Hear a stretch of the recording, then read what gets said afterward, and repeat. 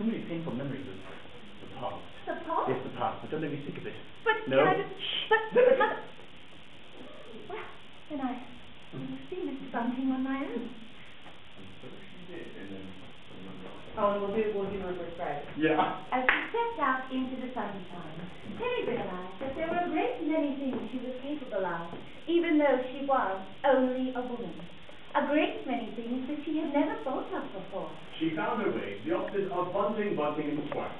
But before she presented the steam as Bunting, who should think out in the outer office, but... I think you're further down, so I want that. Yeah, so I think we cross like this. Yeah, you do. Okay. The outer office, but... Look, it's right. About time. Yeah. Whatever It's been are a you... long time. Yes, it's been a long time. Whatever are you doing here?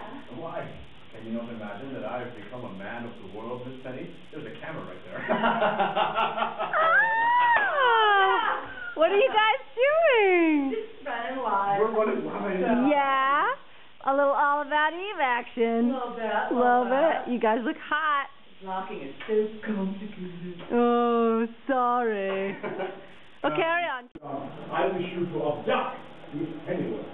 Feeling snack. Future lady trying to see you.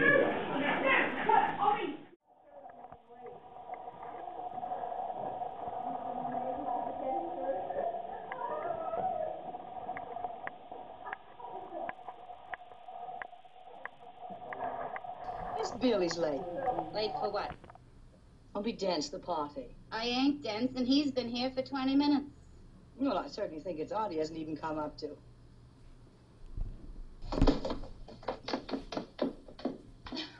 Don't let it worry you, said the cameraman. Even Tamil couldn't see anything looking through the wrong end, so that was the first and last. Don't let me kill the point. There isn't it a story for grown-ups? About the time I looked through the wrong end of the camera finder. Remind me to tell you about the time I looked into the heart of an artichoke. I'd like to hear it. Some snowy night in front of the fire. In the meantime, while we're on the subject, would you check about the hors d'oeuvres, Eve? The caterer forgot them. The varnish wasn't dry or something. Of course. Looks like I'm going to have a very fancy party.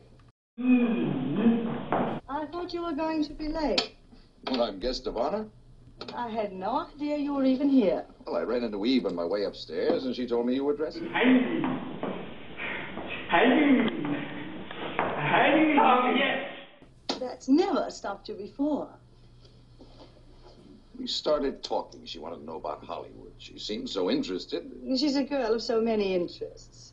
Pretty rare quality these days. A girl of so many rare qualities. So she seems. So you've pointed out so often.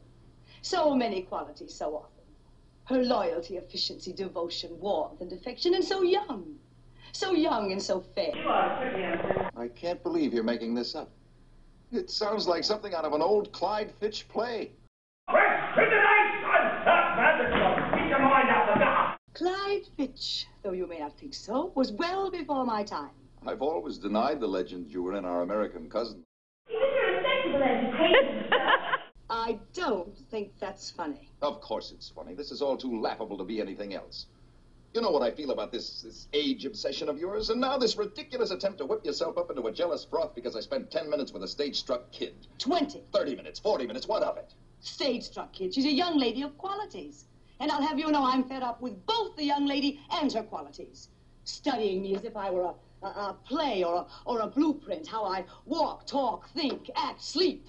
Now, how can you take offense at a kid trying in every way to be as much like her ideal as possible? Stop calling her a kid. As it happens, there are particular aspects of my life to which I would like to maintain sole and exclusive rights and privileges. For instance, what? For instance, you. This is my cue to take you in my arms and reassure you. But I'm not going to. I'm too mad. Guilty. Mad. Darling, there are certain characteristics for which you are famous, on stage and off. I love you for some of them and in spite of others.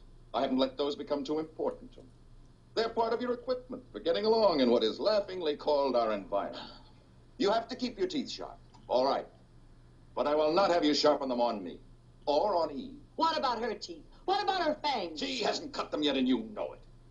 So when you start judging an idealistic, dreamy-eyed kid by the barroom Benzedrine standards of this megalomaniac society, I won't have it. Eve Harrington has never by word, look, thought, or suggestion indicated anything to me but her adoration for you and her happiness at our being in love. And to intimate anything else doesn't spell jealousy to me. It spells a paranoid insecurity that you should be ashamed of. Cut, print it. What happens in the next reel? Do I get dragged off screaming to the snake pits? Miss Channing. The hors d'oeuvre here. Is there anything else I can do?